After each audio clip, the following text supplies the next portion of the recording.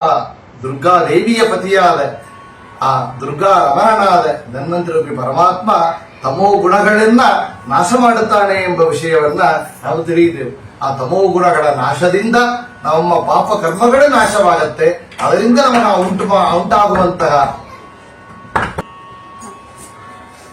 ಆ ಧನ್ವಂತರಿ ರೂಪಿ ಪರಮಾತ್ಮನಲ್ಲಿ ತಮೋ ಗುಣವನ್ನ ನನಗೆ ನಾಶ ಮಾಡು ಧನ್ವಂತರಿ ಎಂದು ವಿಜಯದಾಸರು ಪ್ರಾರ್ಥನಾ ಮಾಡಬೇಕು ಎಂಬವನ್ನ ನಮಗೆ ತೋರಿಸಿಕೊಟ್ಟು ಶರಣು ಧನ್ವಂತರಿ ತಮೋ ಗುಣನಾಶ ಎಂದು ಹೇಳ್ತಾರೆ. ಇದೇ ರೀತಿಯಲ್ಲಿ ಎಲ್ಲ ದಾಸರು ಕೂಡ, ದಾಸ ಪರಂಪರೆಯಲ್ಲಿ ಬಂದಂತಹ ದೊಡ್ಡ ದೊಡ್ಡ ಜ್ಞಾನಿಗಳು ಕೂಡ ನಮಗೆ ಅವರವರ ಕೃತಿಗಳಲ್ಲಿ ಈ ರೀತಿಯಲ್ಲಿಯೇ ಭಗವಂತನಲ್ಲಿ ಪ್ರಾರ್ಥನೆಯನ್ನು ಮಾಡಿದ್ದಾರೆ. ವಾದಿರಾಜರು ಇದೇ ವಿಷಯದಿಂದ ಭಗವಂತನಲ್ಲಿ ಹಯವದನದಲ್ಲಿ ಹಯಗ್ರೀವನಲ್ಲಿ ಯಾವ ರೀತಿಯಲ್ಲಿ ನೀಯನ್ನ ಸರಗುತ್ತೀಯೋ ಹಯವದನ, ನನ್ನಲ್ಲಿ ಇರುವಂತಹ ದೋಷಗಳನ್ನ ಪರಿಹಾರ ಮಾಡು ಎಂಬುದನ್ನ ಕುರಿತು ಈ ಒಂದು ಕೃತಿಯನ್ನ ರಚನೆ ಮಾಡಿದ್ದಾರೆ. ನಾವು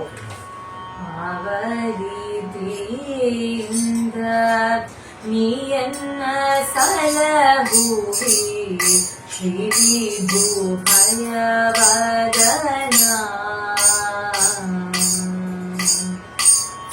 ವಿವಿಧ ಭವದೋಳು ಎಷ್ಟು ಭಾವನೆ ಪಟ್ಟೆ ತಾವರೆ ದಳನಯನ ಹಯವದನ ವರಿದೆಯಿಂದ ನೀಯನ್ನ ಸಲಹುವೆ ಶ್ರೀ ಭೂಹಯವದನ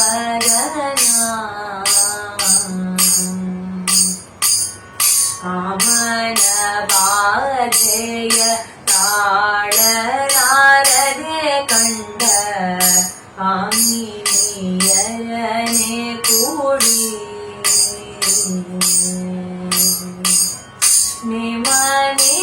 ನಿಮನಿಷ್ಠೆಯಿಂದ ನಿನ್ನನು ಭಜಿಸದೆ ಪಾಮರನಾನದೇನೋ ಹಯವದನ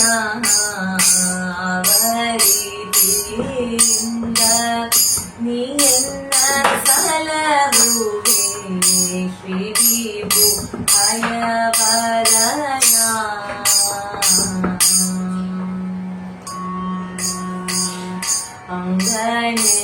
ಅಂಗನೆಯರಲ್ಲಿ ಅಧಿಕ ಮೋಹಕೊಂಡು ಅಂಗ ಶೃಂಗಾರ ಮಾಡಿ ಮಂಗಳಾಂಗನೆ ನಿನ್ನ ಮಹಿಮೆಯ ಪೊಗಳದೆ ಭಂಗಕ್ಕೆ ಒಳಗಾದೆನೋ ಹಯವದನ ವರಿದಿಯಿಂದ ನೀಯನ್ನ ಸಲಹುವೆ ಶ್ರೀ ಭೂಹಯವದನ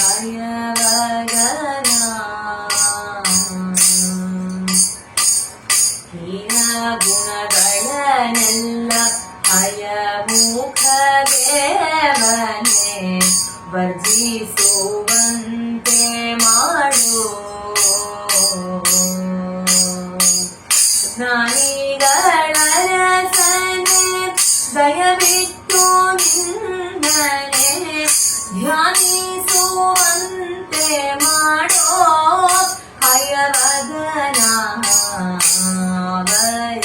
ವರಿದಿಯಿಂದ ನೀಯನ್ನ ಸಲಹುವೆ ಶ್ರೀ ಭೂಹಯವದನ